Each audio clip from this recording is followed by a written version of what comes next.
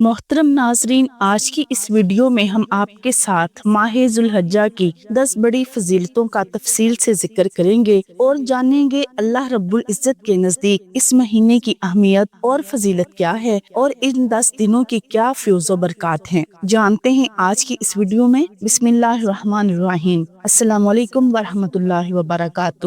ناظرین، رب کریم نے ماہ ذوالحجہ کو بالخصوص اس کے پہلے عشرہ کو عظمت و فضیلت اور شان و شوکت عطا فرمائی ہے۔ اس مہینے کی پہلی فضیلت یہ ہے کہ اس مہینے کا شمار ان 4 مہینوں ذوالقعدہ، ذوالحج، محرم اور رجب میں ہوتا ہے، جن کو حرمت و عزت والے مہینے کہا جاتا ہے۔ ان میں خون ریزی، لڑائی جھگڑا وغیرہ کرنا بہت بڑا گناہ ہے۔ حضرت ابوبکر رضی اللہ عنہ سے روایت ہے کہ نبی کریم صلی اللہ علیہ وسلم نے فرمایا کہ زمانہ گھوم کر اسی حالت پر آ گیا جیسے اس دن تھا جب اللہ رب العزت نے آسمانوں اور زمین کو پیدا فرمایا تھا۔ سال کے 12 مہینے ہیں اور ان میں سے 4 حرمت یعنی عزت و احترام والے ہیں، 3 تو اکٹھے ترتیب کے ساتھ ہیں یعنی ذوالقعدہ، ذوالحج، محرم اور چوتھا مہینہ رجب والا ہے جو جمادی الثانی اور شعبان کے درمیان میں ہے۔ اس ماہ کی دوسری فضیلت یہ ہے کہ اس مہینے کے پہلے 10 دنوں میں کیے جانے والے نیک اعمال کا ثواب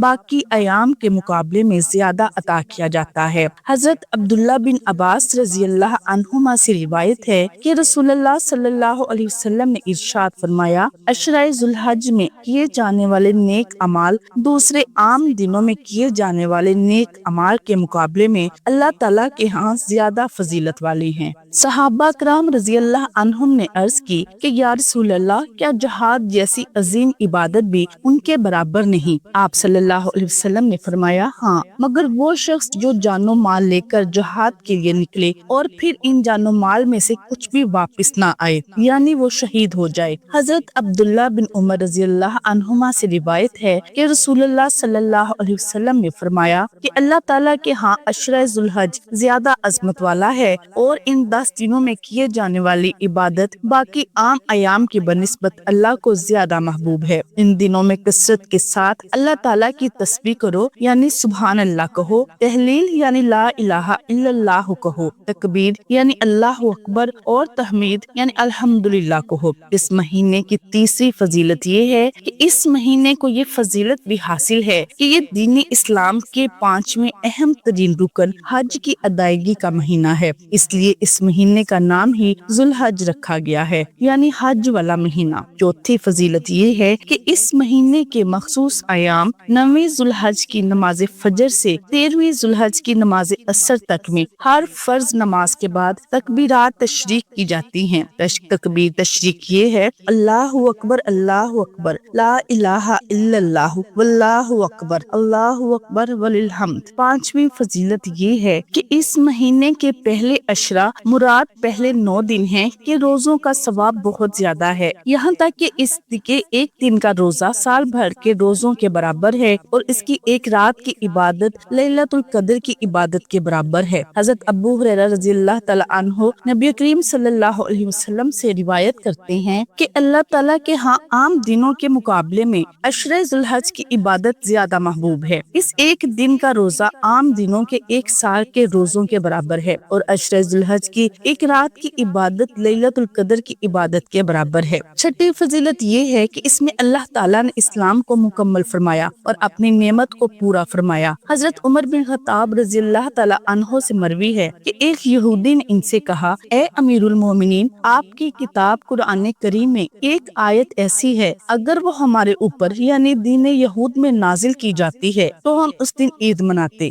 حضرت عمر رضی اللہ تعالیٰ عنہ نے اس یہودی سے پوچھا کہ کون سی آیت؟ یہودی نے کہا، جس کا مفہوم یہ ہے کہ آج میں نے تمہارے لیے تمہارا دین مکمل کر دیا اور تم پر اپنی نعمت پوری کر دی اور تمہارے لیے اسلام کو بحیثیت دین پسند کر لیا۔ حضرت عمر رضی اللہ تعالیٰ عنہ نے اس سے فرمایا کہ ہم اس دن کو خوب جانتے ہیں اور اس جگہ کو بھی اچھی طرح سے جہاں یہ آیت نبی کریم صلی اللہ علیہ وسلم پر نازل ہوئی۔ یوم عرفہ 9ویں ذوالحج بروز جمعہ میدان عرفات میں وقوف فرما رہے تھے۔ 7ویں فضیلت یہ ہے کہ اس مہینے کی 9ویں تاریخ یعنی یوم عرفہ کا روزہ ہے، جس کا احادیث مبارکہ میں بہت زیادہ اجر ذکر کیا گیا ہے۔ یہ عظیم الشان فضیلت ان لوگوں کے لیے ہے جو حج ادا ادا نہ کر رہے ہوں۔ حجاج کرام کو روزہ کی وجہ سے وقوف عرفہ جیسی عبادت میں سستی پیدا ہونے کا اندیشہ ہو تو بہتر یہ ہے کہ وہ روزہ نہ رکھیں۔ 8ویں فضیلت یہ ہے کہ اس مہینے کی 9ویں تاریخ یعنی یوم عرفہ میں اللہ رب العزت لوگوں کو جہنم سے کثرت کے ساتھ آزاد فرماتے ہیں۔ حضرت ابن المسیب سے مروی ہے کہ حضرت عائشہ رضی اللہ عنہا کہتی ہیں کہ رسول اللہ صلی اللہ علیہ وسلم نے فرمایا، اللہ رب العزت باقی ایام کی بنسبت یوم عرفہ 9 ذی الحج والے دن لوگوں کو کثرت کے ساتھ جہنم سے آزاد فرماتے ہیں۔ 9ویں فضیلت یہ ہے کہ اس مہینے کی 10ویں تاریخ کو نماز عید ادا کی جاتی ہے۔ عید کا دن بھی فضیلت والا ہوتا ہے اور اس کی رات بھی۔ عیدین کی راتیں ایسی مبارک راتیں ہیں، اگر کوئی شخص ان میں اللہ کی عبادت کرے تو اللہ تعالیٰ اس کو قیامت کی ہولناکیوں سے محفوظ فرماتے ہیں۔ حضرت ابو امامہ رضی اللہ عنہ سے مروی ہے کہ رسول اللہ صلی اللہ علیہ وسلم نے فرمایا، جو شخص دونوں عیدوں عید الفطر اور عید الاضحیٰ کی راتوں میں ثواب کا یقین رکھتے ہوئے عبادت میں مشغول رہا تو اس کا دل اس دن نہ مرے گا جس دن لوگوں کے دل مردہ ہو جائیں گے۔ 10ویں فضیلت یہ ہے کہ اس مہینے کی 10ویں، 11ویں اور 12ویں تاریخ کو اللہ کے نام پر متعین جانور کو ذبح کیا جاتا ہے، یعنی قربانی کے مبارک عمل کی ادائیگی کی جاتی ہے۔ اس دن اس عمل سے زیادہ کوئی اور عمل زیادہ اجر و ثواب والا نہیں۔ حضرت ابن عباس رضی اللہ عنہما سے روایت ہے کہ رسول اللہ صلی اللہ علیہ وسلم نے ارشاد فرمایا کہ اللہ تعالیٰ کے ہاں کسی خرچ کی فضیلت اس خرچ سے ہرگز زیادہ نہیں جو عید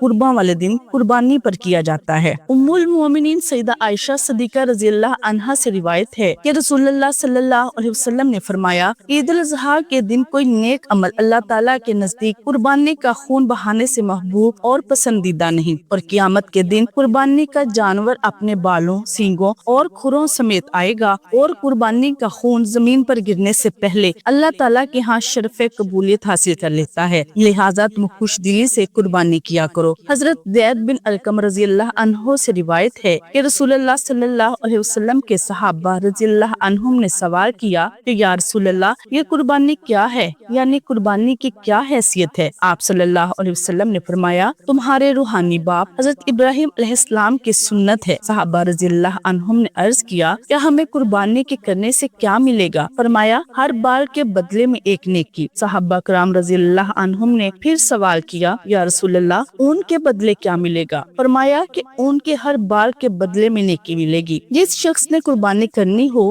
اسے چاہیے کہ ذوالحج کا چاند نظر آنے سے قربانی کرنے تک ناخن اور بال وغیرہ نہ کاٹے۔ حضرت ام سلمہ رضی اللہ عنہا بیان فرماتی ہیں کہ رسول اللہ صلی اللہ علیہ وسلم نے ارشاد فرمایا، جب ذوالحج کا پہلا عشرہ شروع ہو جائے، یعنی ذوالحج کا چاند نظر آ جائے اور تم میں سے کسی کا ارادہ ہو قربانی کا تو اس کو چاہیے قربانی کرنے تک اپنے بال اور ناخن نہ تراشے۔ اللہ کریم ہمیں ان مبارک ایام کی قدر و توفیق نصیب فرمائے، آمین، اور ان 10 دنوں میں اور باقی ایام میں بھی زیادہ سے زیادہ عبادت کرنے کی توفیق عطا فرمائے، آمین۔ ناظرین، ویڈیو پسند آئے تو لائک شیئر ضرور کریں اور کمنٹ باکس میں اللہ تعالیٰ کے ناموں میں سے ایک نام ضرور ٹائپ کریں۔ جزاک اللہ خیر۔